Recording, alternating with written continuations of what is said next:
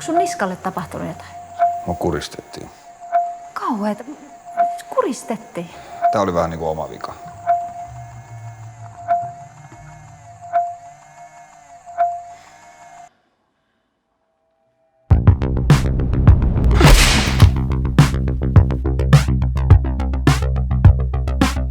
Mä haluaisin nähdä sitä uudestaan.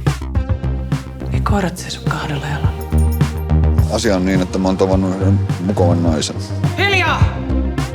Tosi lupaavalta vaikuttaa. Isi, tässä on Satu, mun soitanopettaja.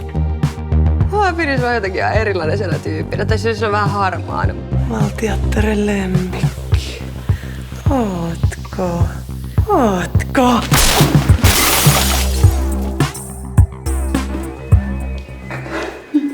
Isi, avaa ovi.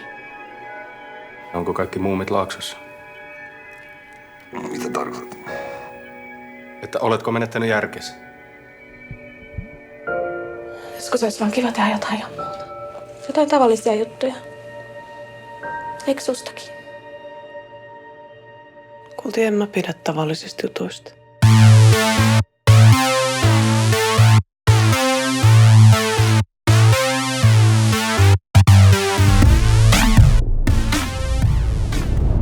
Tuhma koira.